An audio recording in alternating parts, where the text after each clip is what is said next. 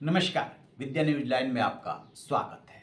सबसे पहले आपसे एक निवेदन, चैनल नया है लिहाजा इसको सब्सक्राइब कर लें और बेल आइकन को ऑन रखें ताकि नोटिफिकेशन मिलता रहे। बात करेंगे हम आज एक ऐसी शख्सियत की जो बोलते हैं, बेबाक बोलते हैं, विवादों में भी रहते हैं लेकिन मानते नहीं हैं। वो हैं कुंडा के विधायक रघुराज प्रताप सिंह उर्फ राजा भैया। अब उन्होंने अपनी पार्टी बना ली है। पहले तो निर्दलीय जीता करते थे, तो उसी के वो विधायक हैं। एक इंटरव्यू में कुछ उन्होंने ऐसी बात कह दी है जिसको लेकर के थोड़ा विवाद हो रहा है। आपको याद है वो 90 का दशक, जब 1996 का चुनाव हुआ था और किसी भी दल को स्पष्ट बहुमत नहीं मिला था। तब उत्तराखंड नहीं मिला था, बना था। 96 के चुनाव में बीजेपी को 174 सीटें मिली थी, समाजवादी पार्टी को 110 और बसपा को 67, कांग्रेस को 33 और दलों को भी कुछ कुछ सीटें मिली थी। ऐसे में सबसे बड़ा सवाल ये था कि सरकार बने तो कैसे बने। इसी बीच रमेश भंडारी हुआ करते थे राज्यपाल, उन्हें मौका मिला, उन्होंने लगा दिया राष्ट्रपति शासन। पहले से राष्ट्रपति शासन तो था ही, उसी में चुनाव हुआ था, उसको और उन्होंने एक्सटेंड कर दिया।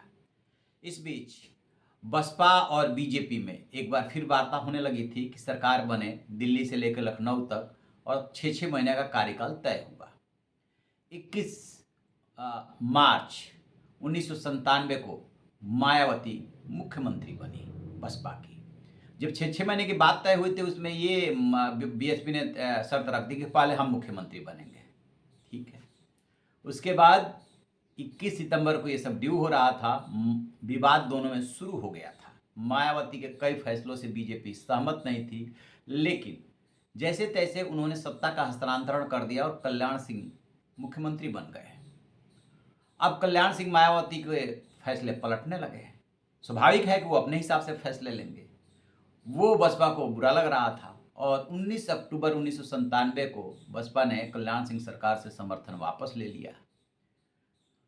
बीजेपी अड़ गई कि सरकार तो चलाएंगे। उसी दौर की बात का जिक्र कर रहे हैं राजा भैया। अब इसके लिए बीजेपी के जितने ट्रबल शूटर लीडर्स थे उनको लगाया गया। राजनाथ सिंह को भी लगाया गया। राजा भैया से उनकी बात हुई होगी और ये हुआ कि बहुमत की व्यवस्था हो। उसी क्रम में कांग्रेस टूटी, बीएसपी टूटी। कांग्रेस से 22, बीएसपी से भी 12 प्लस, और भी दलों से, लोक दल तो था ही, और भी दलों से तोड़ करके निर्दलियों का समर्थन लेकर के और कल्याण सरकार ने जो है समर्थन जुटा लिया और सरकार बच गई। लेकिन वो कल्याण सिंह नहीं रहे जो 1991 में मुख्यमंत्री बने थे, क्योंकि अब की बार जो सरकार बन रही थी उसमें बहुत सारे लोगों का समर्थन और आसान लेना पड़ा था। जंबो जेट मंत्रिमंडल बना 93 लोगों का। आपको जान के ताज्जुब होगा कि अब जो है 15% अधिकतम लिमिट है। उसी प्रकरण के बाद वो कानून बना था कि 15% से ज़्यादा मंत्रिमंडल में सदस्य नहीं होंगे।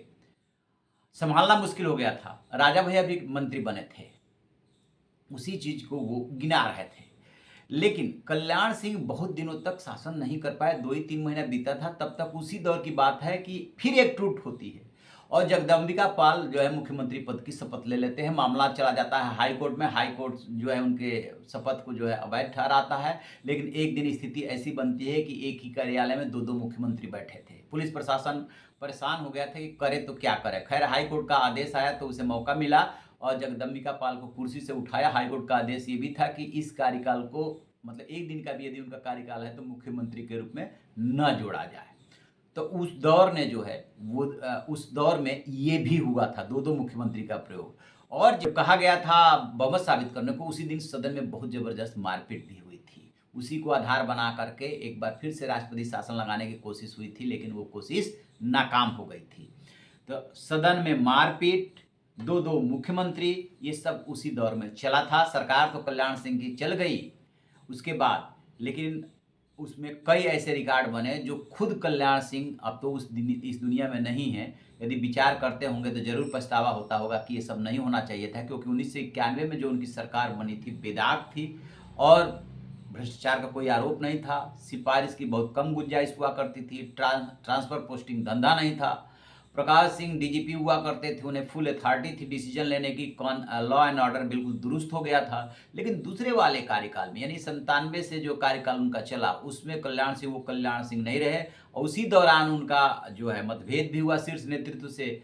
फिर जो है बीच में मुख्यमंत्री भी बदले गए, फिर एक मुख्यमंत्री बदलने से बात नहीं बनी, फिर जो है राजनाथ सिंह 2000 के एंड में बने और फिर 2002 तक वो सरकार चली थी। 2002 में चुनाव हुआ था जिसमें बीजेपी बुरी तरीके से हारी थी।